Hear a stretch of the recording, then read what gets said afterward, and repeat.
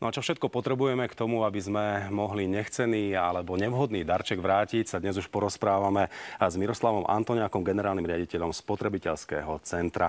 A vítajte u nás, dobrý večer. Ďakujem, dobrý večer. Takže čo potrebujeme, pán doktor, k tomu, aby sme mohli teda vrátiť takýto darček? Asi to budeme rozlišovať na darčeky zakúpené v kamenných obchodoch a na internete. Áno.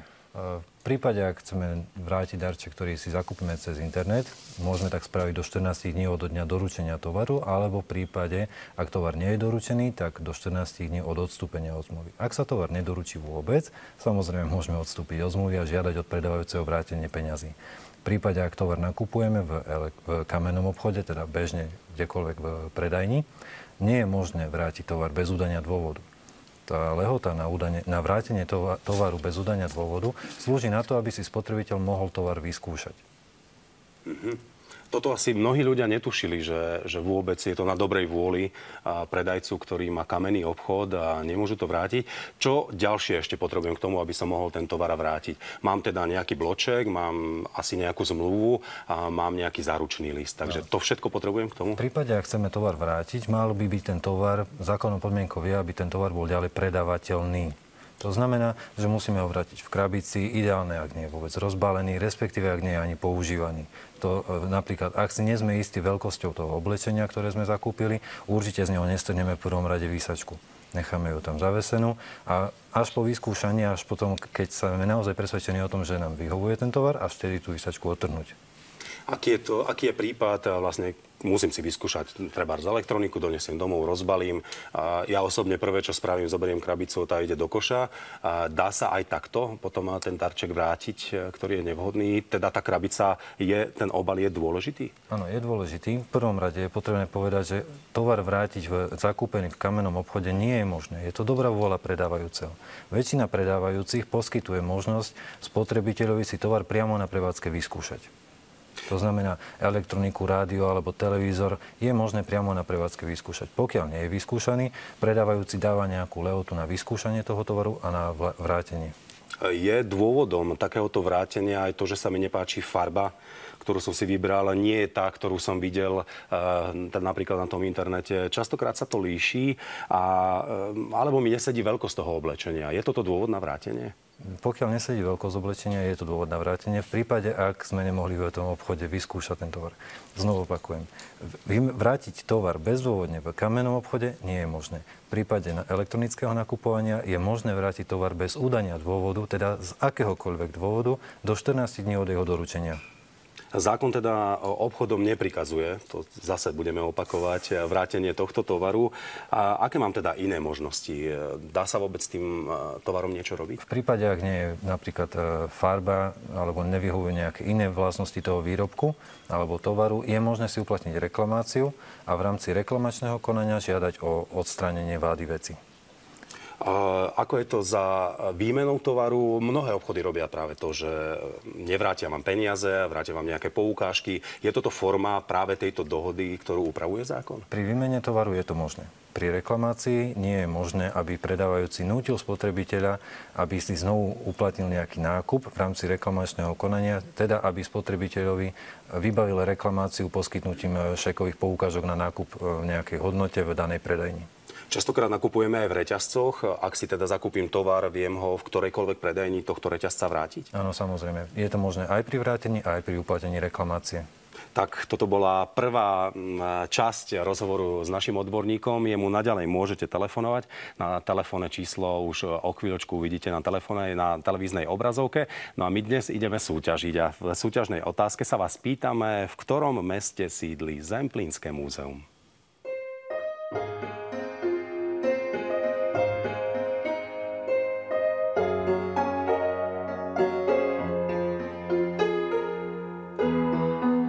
Zemplínske múzeum sídli v Kaštieli, ktorý takmer do polovice 20. storočia obýval rod Stárajovcov. Viete, v ktorom meste sa nachádza toto múzeum?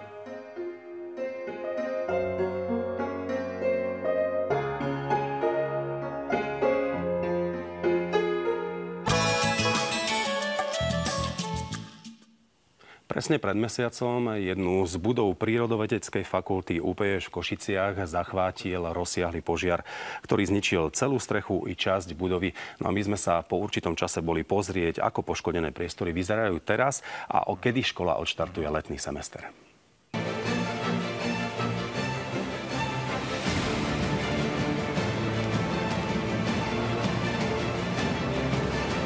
Oheň zničil priamo strechu a už teraz vieme z istotou povedať, že horenie strechy zničilo vzduchotechniku, ktorá ide od digestorov, tak časť z horenín sa prevalila cez vzduchotechniku do digestorov, tak vyhoreli nám aj 2 laboratória. Konkrétne v tomto laboratóriu som ja, ako aj ostatní študenti, pracovala na svojej diplomovej práci. Je mi veľmi ľúto, čo sa stalo, pretože mala som už rozpracovanú svoju diplomovú prácu a aj jej výskum. No na to, aby som dokončila daný výskum, môžem ísť počas letného semestra na stáž prostredníctvom Erasmu na Karlovu univerzitu do Prahy. V tejto budove sa nachádzali naše vedecko-výskumné laboratória, výučbové laboratória, pracovne zamestnancov a doktorandov fakulty. Takisto sme tu mali 4 teoretické posluchárne, ktoré sme využívali na teoretickú výučbu. Prvotné odhadované škody po požiari boli v objeme 3 milióny eur. Postupne sa tie výšky upresňujú v spolupráci s poisťovňami a s maklermi. Pokiaľ ide o výučbu, tak tá bude prebiehať v úplne nezmenenom režime. Bola zasiahnutá len jedna zo 7 budov našej fakulty. Čo sa týka Ústavu chemických vied, ten sídli takisto v 3 rôznych budovách. Takže v rámci vlastných kapacít budeme vedieť nahradiť výučbu a tak teoretickú, tak aj praktickú kompletne všetkých chemických predmetov. Tieto priestory patria katedre organickej chémie, sú využívané pre výuku budúcich syntetických organických chemikov, ale vzhľadom na to, že poškodené priestory z tej bývalej budovy sú nepoužiteľné, tak sme sa rozhodli sprístupniť tieto priestory aj pre študentov biochémie. Nachádzame sa v našich nových priestoroch, kde sa presídlila katedra organickej chémie.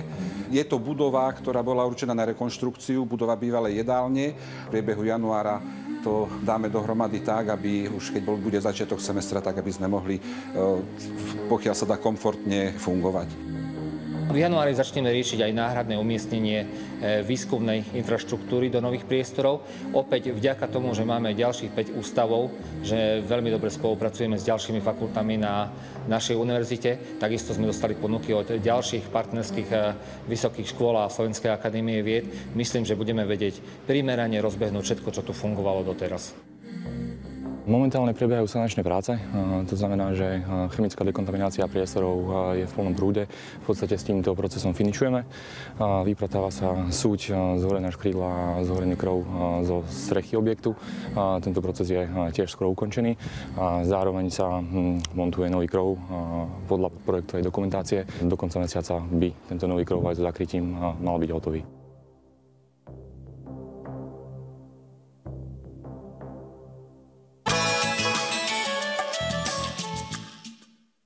No a najčerstvejšie informácie hovoria o tom, že rekonštrukcia by mala trvať 2 roky a po nej sa teda vrátia študenti naspäť do svojich školských lavíc. No a my poďme na ďalšiu, trošku vážnejšiu tému.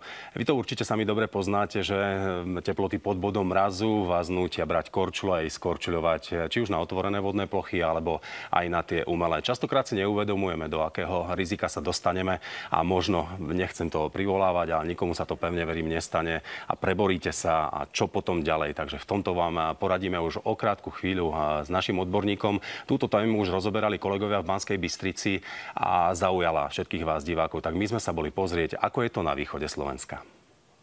Na vodnej ploche na sídlisku nad jazerom máte hneď niekoľko možností. Malá ľadová plocha pre začiatočníkov, ale aj veľká plocha pre hokejistov, kde sa už pripravuje hokejový zápas. Tak si to ideme vyskúšať.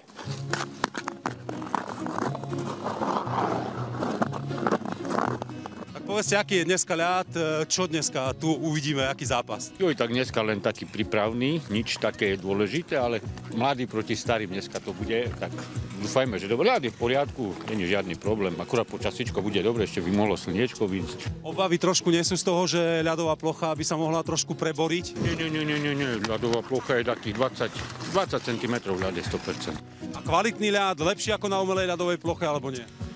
Tak Umelá je umelá. Keby sme mali roľbu, tak by bolo lepšie, ale vďaka Pánu Bohu a počasiu za to, že máme aj toto. Bezpečné to je, teraz sa korčulujeme na asi ako v hrubom ľade, povedz. 25-30 cm. Absolútne stačí. Stačí, v pohode.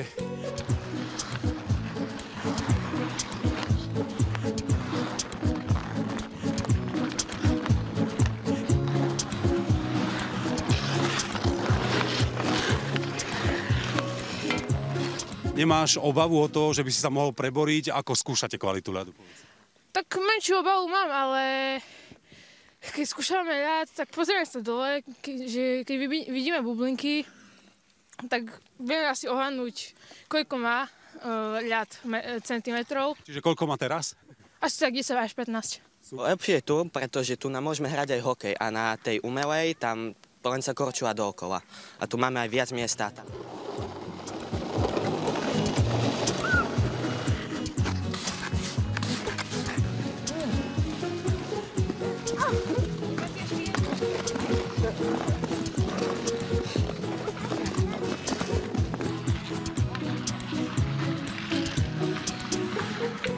S korčuľami uspiejete aj v nedalekej Čani. Na dvoch odhrnutých ľadových plochách si zašportujú tak veľkí ako aj malí. Na kvalitu ľadu sa opýtame miestnych.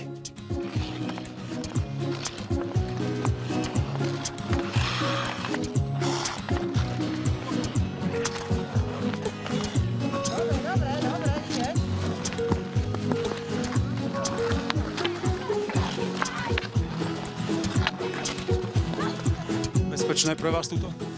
No momentálne áno, ľad je dosť hrubý. Ako odhadujete? Vlastne ako zisťujete, že aký je? Tam je taký čistý ľad a vidno, že tak 15-20 cm má.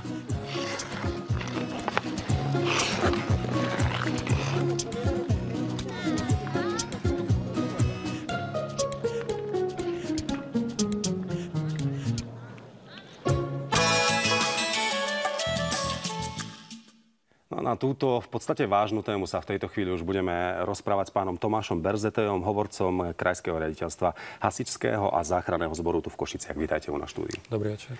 Takže pán Berzetej, tá prvá otázka je úplne základná. Odporúčate alebo neodporúčate korčuľovanie na vodných plochách? Z pohľadu nás, hasičov, na nezabezpečených plochách, či už tečúcich alebo stojatých, samozrejme zamrznutých, my hasiči nedoporučujeme vstupovať na takéto plochy a vykonávať akúkoľvek aktivitu na nich. Čož ale verejnosť asi veľmi nedodržiava a napriek tomu chodia ľudia s účelom športu, zábavy na tieto vodné plochy. Čo sa môže stať, teda ak dôjde k takej situácii, že ten ľad je veľmi tenký, a respektíve povedzme hneď na úvod, vy ste aj mi odhadli, že aký ľad je bezpečný na korčuľovanie? Zhruba vo všeobecnosti odhadujeme tú nosnosť ľadu od tých 7 cm a viac, že už je ten ľad taký, že udrží toho človeka. Samozrejme, tá kvalita ľadu laicky nie je možné posúdiť, čiže je na zvážení, že či budeme vstupovať na takéto plochy alebo nie. A v tejto súvislosti, ak áno, tak určite nie sami. Určite treba chodiť viacerí, aby sme si potom samozrejme vedeli pomôcť. Vy ste mi dokonca povedali prípad nášho sídliska nad jazerom, že tam tá vodná plocha v niektorých miestach vôbec nezamrza. Áno, v rámci vodných ploch alebo stojatých, či už čečúcich, môžu byť miesta, kde nejakým vplyvom tepla zeme alebo nejakých spodných vodných prúdov nedochádza vôbec k zamrzaniu, alebo v prípade nejakých tepelných teplovodov, potrubí vedených v týchto blízkosti takýchto plôch ani nedôjde k zamrznutiu vody ako takej. Čo sa teda stane, ak v prípade, že sa preborím v takomto ľade, čo nastáva vlastne okamžite po preborení? Keď už sa nám to stane, že sa preborím pod tento ľad, v prvom rade zachovať nejakú chladnú hlavu. Čo je náročné? Čo je náročné v takejto situácii? Určite to je šok pre toho človeka, kým si uvedomí, čo vlastne sa stalo, čo sa deje. Pri páde jednak je to preľaknutie a následne pád do chladnej vody. Je tam veľký teplotný rozdiel a telo reaguje nejakým šokom. V prvom rade pokúsiť sa, ak je to možné, zachovať chladnú hlavu. Na chvíľočku sa skúsiť zorientovať, čo sa stalo, kde vlastne som. A v prvom rade sa pokúsiť ostať minimálne hornými končatinami alebo hlavou nad vodnou hladinou. To je veľmi dôležité. V prípade, ak sa dostaneme hlavou pod ľad, respektíve pod vodnú plochu, je tá šanca na záchranu o mnoho menšia, ako pri tom prepadnutí sa nám podarí ostať hlavou nad ľadom. Ako sa teda dostať, keď už sa teda prelomí podo mnou ten ľad? Vy ste mi už pred vysielaním povedali, že je absolútne najdôležitejšie, aby som padal kolmo dole. Prečo? Áno, pokúsiť sa kolmo, nechať gravitáciu voľne pôsobiť, kolmo dole, aby presne kvôli tomu, aby sa nám hlava, prípadne kríha, ktorú sme preborili, aby nám neuzatvorila tú hladinu, aby sme ostali v podstate hlavou nad tou vodnou plochou, nad ľadom. Čo potom robiť vlastne ďalej? Idem klasicky kopať rukami, zaberať nohami? Určite chvíľočku si nechať čas na spamätanie sa. Zorientovanie sa v tej situácii, v ktorej sme sa ocitli, aby sme správne vyhodnotili tú situáciu. Zorientovať sa znamená pozrieť sa, kde som, kde je najbližší breh, trošku si vydýchnúť, zhlboka sa nadýchnúť, načerpať nejakú tú energiu. V žiadnom prípade sa nepokúšať vyzliekať, šaty zo seba dávať dole, to je v podstate zbytočná strata času. V tom krátkom čase, ktorý máme na to, aby sme sa dostali z tej vody. Následne pozrieť, zorientovať sa pri tom predpadnutí, kde je nejaká najpevnejšia časť toho ľadu, kde sme sa prepadli a pokúsiť sa ramenami, rukami dostať na ten ľad. Následne začať kopať nohami, aby sa telo dostalo do horizontálnej podoby. Ak máme pri sebe niečo ostré, nejaké ostré predmety, pero, ceruzku, nejaký nožík, nejaké iné predmety, ktoré by nám pomohli sa zachytiť o ľad. Rukami zabodnúť to do ľadu a prostredníctvom z nich kopaním nohami sa vytiahnuť na tento ľad. Určite ostávame ležať na tomto ľade, nepokúšame sa postaviť, snažíme sa rozložiť svoju vlastnú hmotnosť čo na najväčšiu plochu, lebo stále nám hrozí opätovné prepadnutie sa. A buď plazením sa, alebo odgúľaním sa smerom najbližšou cestou na breh sa pokúsiť dostať na breh. A to, že ležíme, my vlastne rozkladáme tú plochu, váhu svojho tela. Presne tak. Tým, že ležíme na tej voľnej zamrznutej ploche, rozkladáme našu hmotnosť na veľkú plochu, tým pádom vzniká menší tlak na tú zamrznutú plochu a hrozí menšia šanca na opätovné preborenie. Čo v prípade, že teda máme okolo seba kamarátov, už sme dodržali tú úvodnú radu, že nechodíme sami na ten ľad, čo ostatní v prípade, že ma uvidia, že sa prelomí v tom ľade? Áno, spomenul sme, vždy je bezpečnejšie, keď máme niekoho, kto v prípade, že sa takáto udalosť stane, zabezpečí nejakú tú prvotnú pomoc, privolanie ďalšej pomoci. Samozrejme na zvážení toho kamaráta, okolo idúceho, náhodného nejakého občana, ktorý sa musí rozhodnúť, že či dokáže pomôcť alebo nie. S ohľadom na svoju vlastnú bezpečnosť. Lebo stáva sa, ale respektíve môže sa stať, že sa takýto človek rozhodne pomôcť a v podstate už profesionálne jednotky prídu zachraňovať nie jedného človeka, ale dvoch. Že je to na zvážení, či je schopný pomôcť, alebo nie. Ak sa teda rozhodnem, že idem pomôcť, takisto by som mal asi využiť tú možnosť, že rozložím tú plochu, ľahnem si na ten ľad a pomaličky sa posúvam ku tomu. Áno, je to podobné. Tá záchrana, ten záchranca, takisto je nutné, aby rozložil svoju hmotnosť čo na najväčšiu plochu a pokúsil sa dostať k tomu preborenému človeku. Najčastejšie sme videli, že chlapci chodia hrávať hokej, to znamená, tá hokejka je fantastická pomôcka. Áno, tá hokejka môže pomôcť. Závisí od toho, ako ďaleko od brehu, alebo ako ďaleko, alebo akej blízkosti sa dokážeme dostať k tomu preborenému. Takáto hokejka podaná včas a uchopenie do rúk toho preboreného môže pomôcť. Ťahom samozrejme potom môžeme pomôcť vytiahnuť toho človeka na tú zamrznutú vodnú plochu. Absolútne najdôležitejší je ale čas. Ten si povedzme vlastne od tej záchrany až po príchod záchranných zložiek je to veľa času. To časové hľadisko je veľmi dôležité. Čím skôr takýto človek je spozorovaný, tým lepšie. ten človek alebo občan okolujúci, keď zbadá takého človeka, volá alebo mal by volať v prvom rade pomoc, profesionálnu záchranu. Čiže buď telefónne číslo 150 alebo linku tiesneho volania 112. Samozrejme, takéto volanie trvá istý čas, minútku, dve. Operátor na týchto linkách potrebuje zistiť čo najviac informácií o tej udalosti, kde sa stala, aké sú tam prístupové cesty, aké sú možnosti, ako sa dostať k tomu postihnutému. To trvá samozrejme čas. Následne, keď sa bavíme o výjazde hasičských jednotiek, časový limit na výjazd jednotky je 1 minúta. Keď rátame ohlásenie udalosti, nejaké 2 minútky, 3 minútky, nejaký čas ten človek je už v tej vode. Čiže čo najskôr. Toto je najdôležitejšia rada od vás. A my v tejto chvíli musíme pred krátkosť času prerušiť túto našu debatu. A napriek tomu dobrá informácia od vás bola, že naposledy to bolo, myslím, že 8 alebo až 10 rokov. Posledný prípad. No ale my už v tejto chvíli sa pozrieme na to, na tých z vás, ktorí majú obavy z vodných plôch, ale chcú sa korčuľovať, tak idú na umelé ľadové plochy.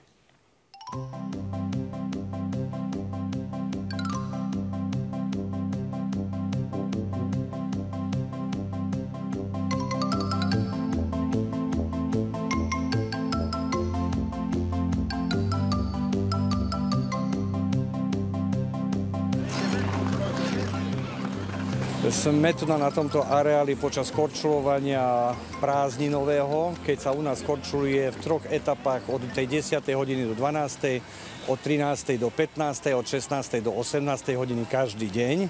Mimo prázdninového obdobia v tých istých časových intervaloch fungujeme cez víkendy. Ako sa vám zatiaľ korčuluje, povedz? Zatiaľ výborne. Čo je lepšie na tejto umelej ľadovej ploche ako na jazere, povedz? Že sa neprepadnem. Že sa neprepadneme. Je to bezpečnejšie teda pre vás? Myslím si, že áno. A táto ľadová plocha vyhovuje prečo? Je to blízko, kde bývame a všetko je to zatiaľ dobre. Super, došli sme teraz momentálne a tešíme sa na to, že môžeme stráviť chvíľku spolu, lebo viete, práca volá a teraz máme oddych, máme prázdniny našťastie. Keby vydržali mrazy tak, ako držia, človek by sa cítil bezpečne aj na tej voľnej ľadovej ploche, asi by sme vyskúšali aj to, ale zatiaľ takto tréningovo len skúšame toto. Pravidlá sú jednoznačne ako na všetkých klziskách. Korčuluje sa v udanom smere, ktorý sa v určitých časových intervaloch mení a nemali by na ľad vstupovať v topánkach. Tak momentálne sa nachádzame na školskom areáli v Družstevnej pri Hornáde. Je tu športové ihrisko, ktoré je v lete využívané na šport, na futbal, na basketbal a v zime ho používame na ľadový hokej. Používame vodu zo studne vlastnej, ktorá je pri školskom areáli. Nepoužívame mestskú vodu, šetríme prostredie. Zalievame 2-krát do dňa, väčšinou keď sú mrazy. Tak sa snažíme, aby bola tá kvalita čo najlepšia. Zakorčulovať si môže prísť každý občan, ktorý po skončení korčulovania pomôže so zametaním aj s polievaním. No skoro každý rok tu je ľad, pokiaľ je mráz, ale to väčšinou takto stále býva. Tak začiatkom januára väčšinou, stále po novom roku. Čiže tak týždeň, 2 a viac to už nie je. Deti sa viac tešia, alebo vy sa viac tešíte, povedzte? No aj my sa tešíme, lebo oddychneme od deti trošku, sú nejak využité, lepšie, jak by mali doma sedieť. No a deti majú radosť z toho, no tak chodíme tak kvázi dvojfázovo, hej? Aj do obedu, aj po obede.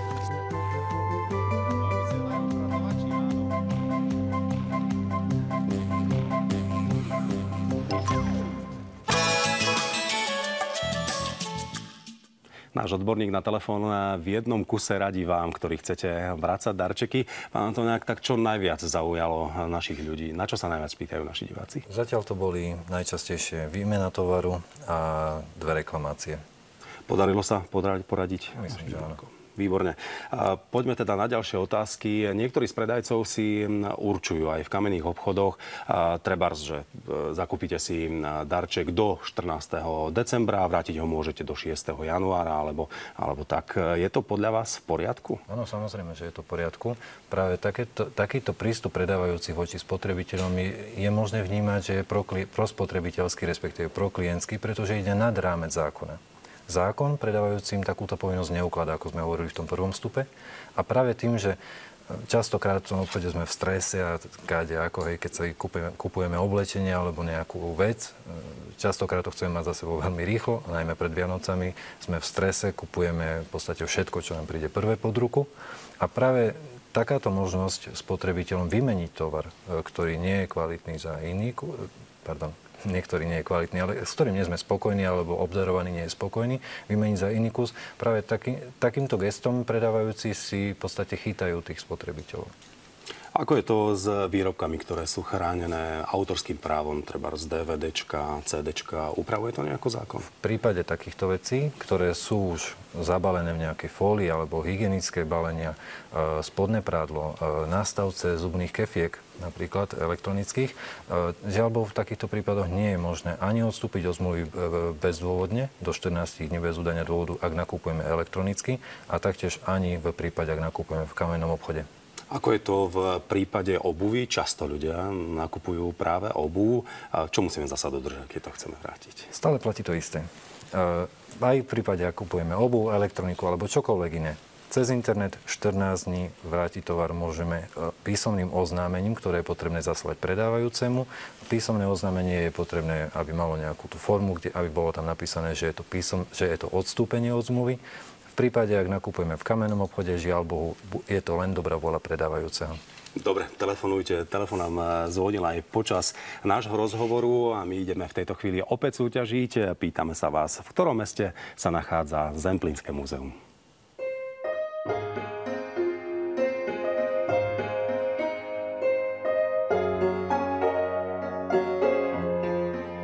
Zemplínske múzeum vzniklo v roku 1957 v priestoroch Starého Kaštieľa, teda v tomto roku oslávi 60. výročie od svojho založenia. Viete, v ktorom meste sídli Zemplínske múzeum?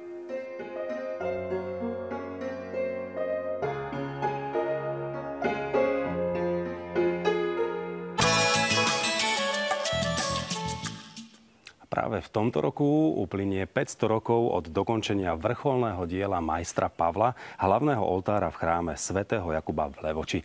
My si ho dnes pripomenieme ukážkou z dokumentárneho filmu Majster Pavol z Levoče, ktorý vznikol v roku 2003 a pôsobil, respektíve s prispením košických našich filmárov. Jeho autori hľadali aj otázku na odpoveď, kto je vlastne majster Pavol. Koncom 17. storočia sa v Levoči stratila jedna listina. Bola to dôležitá listina, ktorá bola potrebná pre mesto.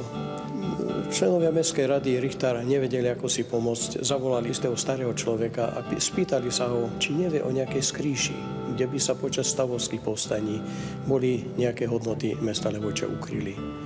On si spomenul, že za jednou skriňou sú dvere, ktoré sú zamurované a tam by niečo malo byť. Odtiahli skriňu, otvorili dvere, rozbúrali múr a naraz všetci žasli. Za týmto múrom našli zamurované sochy. Pre Levočanov to bolo akoby zázrak. Sochy, ktoré sa našli zamurované v Levočskej radnici, patria k najkrajším dielam, ktoré vyhotovil majster Pavol. Niektorí historici umenia aj tvrdia, že ide o diela jeho ranné, najstaršie diela. Napríklad táto Madonna je vzor krásnej ženy. Zaujímavá je jej poloha. Kľačí veľmi podobne, ako kľačí slávna Madonna Vita Štvosa v krakovskom mariánskom kostole. K nej patrí aj svätý Jozef. Opäť vzor krásneho muža v najlepších rokoch. Ale medzi tieto skupiny patria aj dvaja pastieri, ľudia nesvätí, ľudia obyčajní. A zdá sa mi, že práve na týchto postavách, na ich tvárach sa najlepšie ukazuje psychologické majstrovstvo majstra Pavla. V tvári tohoto jedného sa zračí úžas z toho, čo vidí. V tvári druhého ohromná pokora. Skupinu narodenia doplňujú ešte sošky troch malých anielikov. Mňa najviac zaujal tento anielik. Považujem ho za štúdiu majstra Pavla pre jeho veľkú Madonu, pretože sa jej veľmi podobá. O týchto sochách, o ich pôvode je viacero teórií. Ja osobne si myslím, že boli majstrovským kusom, majsterštykom majstra Pavla v prípade, že patril do krakovského cechu rezbárov, sklenárov a maliarov. Ten cech totiž vyžadoval, aby majster pri skúškach predložil sochu Madony s dieťaťom, to by mohla byť táto Madona, sochu ukrižovaného, tu máme v chráme svätého Jakuba, a takisto sochu svätého Juraja na koni, ktorú takisto máme ako solo sochu v chráme svätého Jakuba. Po náleze týchto soch neskôr dal vyhotoviť pre nich krásny barokový oltár kardinál Čáky. Je dokázané, že autorom sôch, ktoré boli nájdené zamurované v Levodskej radnici, je majster Pavol. Posledným údajom o živom majstrovi Pavlovi je zápis o vražde. Potom sa na majster Pavol zo zápisov stráca. V daňových súpisoch z roku 1542-1551 nachádzame už iba jeho vdovu Paul Šnicerin. Z toho vyplýva, že majster Pavol zhruba okolo roku 1540 zomrel.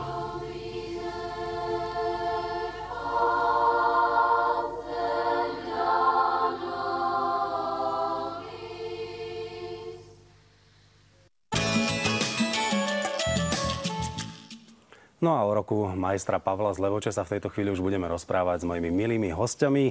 Je ňou starostka obce Hrabušice, pani Jana Skokanová. Vítajte. Ďakujem pekne. No a máme tu aj primátora mesta Levoča, pána Milana Majerského. Vítajte. Ďakujem, dobrý večer. Tak, pán primátor, vy ste už začali prípravy veľmi včasne, dokonca v roku 2015 sa už rozbehli prípravy na toto krásne výročie. Samozrejme, príprava na takéto veľké výročie nie je jednoduchá a keďže s tým súvisili veľké množstvo ďalších a iných podujatí, potrebovali sme sa pripraviť na to už v roku 2015. Iniciovali sme vydanie poštovej známky, čiže museli sme komunikovať s Ministerstvom dopravy, pôža telekomunikácií. Táto známka bude vydaná v mesiaci október v roku 2017. Komunikovali sme aj Národnou bankou Slovenska. Máme aj dokonca už aj víťazný návrh pamätnej mince, ktorá vyjde od autora Pavla Károliho z dreva odkliaté, tak sa to nazýva. Naozaj je to veľmi vzácny návrh, ktorý verím, že zaujíma aj zberateľov a vlastne numizmatikov. Vieme, že majster Pavol bol významnou osobnosťou, preslavil nielen Levoču, ale aj celý región. Práve preto mu chceme vzdať hold aj takýmto možno podujatím a pripomenutím si. Zasvetili sme tomu vlastne celý rok 2017. No a ako budú vyzerať tie oslavy? Poďme lákať ľudí, aby prišli do Levoče. Nie je jednoduché pripraviť takúto oslavu a tých podujatí bude naozaj veľa. V podstate už medzi sviatkami počas Vianoc 2016 bola na rádiu Regina premietnutá alebo odznela relácia alebo rozhlasová hra od Jana Milčáka Pavol Majster, čo bolo vlastne takým spúšťačom. Vydali sme knihu, ktorá už je vlastne v obehu o bazilike svätého Jakuba a o vrcholných dielach majstra Pavla. A samozrejme bude to strašne veľa ďalších podujatí, podporných podujatí, ako je fotografická súťaž, výtvarná súťaž, rezbársky plener, ale bude pripravená aj divadelná hra, ktorá bude mať názov Rezbar. A takým vrcholným podujatím bude v priamom prenose 22. júla a 23. júla priamy prenos z gala večera a potom na druhý deň priamy prenos zo svätej omše z baziliky svätého Jakuba. Takže ľudia sa majú na čo tešiť a naozaj každý jeden návštevník nášho mesta uvidí veľa zaujímavých podujatí. No svoju pečať vtlačil aj do Hrabušíc majster Pavol. Tak povedzte, čo tam, kde? Povedzte, či ľudia prichádzajú a vedia prečo? Myslím si, že historici a ľudia, ktorí dejepisári a ľudia, ktorí sa histórii venujú, tak vedia, akú vzácnosť máme v našom kostole svätého Vavrinca. Ja ho tu už aj ukazujem v tejto našej knihe. Áno. Ale myslím si, že ale veľa ľudí aj nevie o tom, že v našom kostole svätého Vavrinca sa nachádza hlavný oltár z dielne majstra Pavla z Levoče, čo je naozaj veľmi vzácne a naozaj je to veľkou vzácnosťou, že my ho máme. Bude tento kostol otvorený a dostupný pre ľudí, aby sa teda mohli prísť, keď už sme ich teraz nalákali? Určite bude v letnej sezóne, keď je veľký boom u nás, práve preto, že sme vstupnou bránou do Národného parku Slovenský raj, tak určite bude sprístupnený aj tento náš kostol v rámci toho, že spolu s mestom Levoča a ostatné obce, ktoré majú pamiatky od majstra Pavla z Levoče, tak chceme sprístupniť tieto veci, tak určite budeme na tom pracovať, aby sme to aj verejnosti sprístupnili spolu so správcom farnosti. Už sme o tom rozprávali. V súčasnosti pripravujeme propagačný materiál, ktorý chceme zobrať aj na výstavy medzinárodné, turistické, ale aj u nás, najmä na veľkú výstavu v Imchebe Bratislava. Ale chcem podotknúť aj to, že v rámci rozvoja cestovného ruchu je to naozaj veľká vzácnosť a to, čo sa tento rok deje v rámci diela majstra Pavla z Levoče v spolupráci s mestom, nie len na tomto spolupracujeme, ale v prípade, viete, do Roklín sa vždy nedá ísť. Áno. A v prípade nepriaznivého počasia je tento priestor, aby ľudia poznali na Slovensku aj našu históriu a práve tie diela majstra Pavla. No a medzi Levočou a Hrabušicami je to nesmierne prepojené.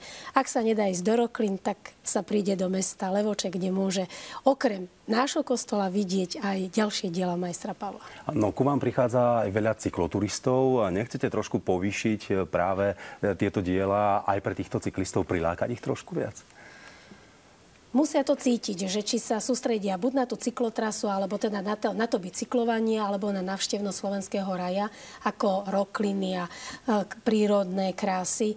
Ale vravím, je tu ten priestor, že v prípade nepriaznivého počasia bude sprístupnený kostol svätého Vavrinca a je tam aj ten priestor pozrieť si tú historickú Levoču. Pán primátor, ako to je s viditeľnením práve tých pečatí, ktoré vtlačil majster Pavol nielen v Levoči, ale aj v okolí? Trošku ich priblížite viac práve počas tohto roka? Tak samozrejme, my sme v podstate už vo februári 2016 podpísali memorandum so všetkými obcami a mestami, ktoré majú skvosty majstra Pavla. O čom je to memorandum? Vo svojom depozitári. Toto memorandum má jednak priblížiť a samozrejme aj zdôrazniť, že v roku 2017 bude 500 rokov od dokončenia vrcholného diela majstra Pavla. A práve preto bolo podpísané memorandum, ktoré má ľuďom nielen v regióne, ale hlavne návštevníkom, ktorí prichádzajú do tohto regióna, priblížiť. Vieme, že vlastne diela majstra Pavla sú v 3 samosprávnych krajoch, Prešovskom, Banskobystrickom a Košickom. Práve najviac sa nachádza týchto diel na Spiši a keďže Levoča bola sídlom Spišskej župy, čo bola jedna najrozvinutejšia, jednak ekonomicky, kultúrne, ale aj hospodársky, tak práve preto si Levoča mohla dovoliť majstra Pavla, ktorý naozaj svojimi dielami, môžeme povedať, poctil aj iné kostolíky a celý región, môžeme povedať. No a my sa určite s kamerou prídeme pozrieť aj v roku 2007, čo ste pre nás pripravili. Ďakujeme veľmi pekne za našu návštevu. No a aj v Teleregine si v každom jednom dieli budeme pripomínať majstra Pavla z Levoče, pretože sme si pripravili taký krátky seriál. No a my sa už v tejto chvíli poďme pozrieť na modelárov, ktorí pripravili v Prešove jedno krásne podujatie, takmer 100 takýchto leteckých modelov si budete môcť pozrieť na výstave. Nech sa páči.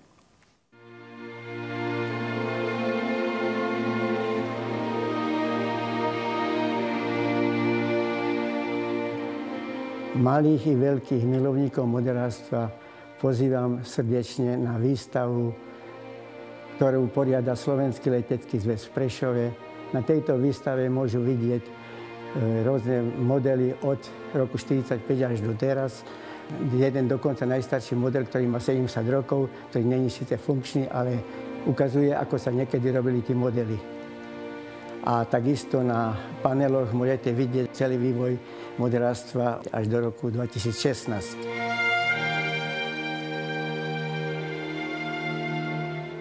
Ešte raz vás srdečne pozývam.